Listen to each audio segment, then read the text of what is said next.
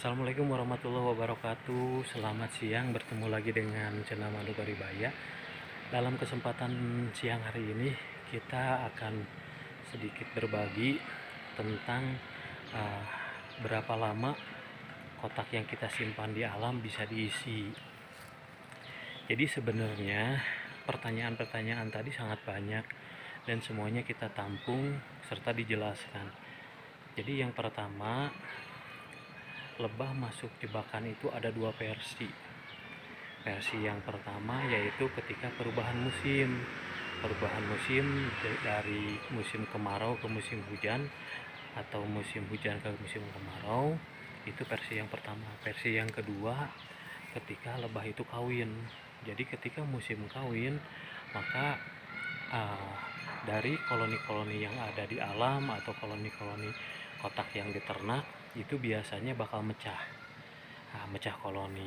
Ya, dua versi tadi yang akan menjawab berapa lama jebakan diisi. Jadi apabila versi yang pertama, berapa lama jebakan diisi, itu di waktu musim perubahan musim maksud saya. Nah, ini sekarang waktunya.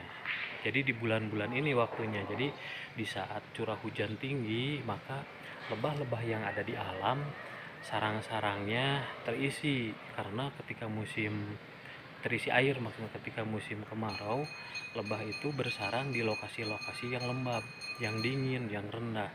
Sedangkan perubahan musim dari mulai musim hujan, otomatis sarang yang tadinya lembab itu terisi air dan memaksa lebah-lebah liar yang ada di alam harus pindah. Nah, otomatis pindahnya itu tidak ada lokasi terbaik selain pindah ke kotak jebakan yang kita simpan. Jadi kalau seandainya menanyakan berapa lama, ya kalau seandainya yang satu hal tadi, yang pertama berapa lama berarti tergantung kita masang.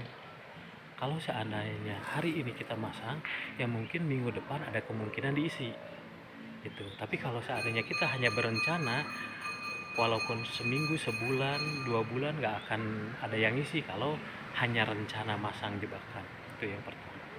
Yang kedua, mengandalkan ketika musim kawin. Musim kawin ini terjadi di bulan 3 sama bulan 10. Itu di tempat kami. Mungkin di beda lokasi atau di beda tempat, beda daerah mungkin memiliki musim kawin yang berbeda juga. Musim kawin itu ditandai ketika sarang lebah larvanya itu muncul lebah pejantan, di mana tutup sarang lebah itu bagian depannya tidak lurus. Kalau madu atau larva betina pekerja itu tutup sarangnya itu lurus, tetapi kalau untuk pejantan justru ada tonjolan.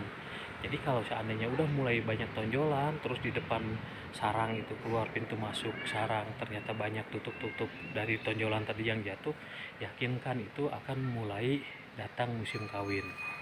Dan ketika musim kawin, otomatis ratu bakal kawin dengan pejantan. Jadi sebagian koloni tersebut ketika ratu baru muncul atau dilahirkan, maka ratu yang lama harus pindah. Ketika ratu lama pindah, otomatis ratu baru ada di koloni tersebut. Nah, perpindahan itu yang akan masuk ke kotak jebakan. Dan sebelum pindah, koloni itu tidak serta-merta langsung pindah, tetapi lebah pekerja yang biasanya mencari nektar dan polen ditugaskan oleh ratu untuk mencari sarang. Sarang yang dicari otomatis sarang yang nyaman, yang membuat ratu itu bakal betah.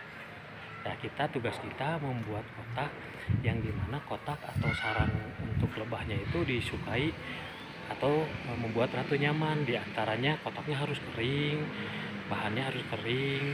Terus yang kedua, dari bahan kayu atau papan yang disukai lebah. Kalau di tempat kami untuk perangkap itu jagonya kayu surian atau suren. Mungkin di tempat berbeda bisa dari pohon aren, bisa dari batang kelapa, bisa dari pohon lontar. Itu beda daerah mungkin beda.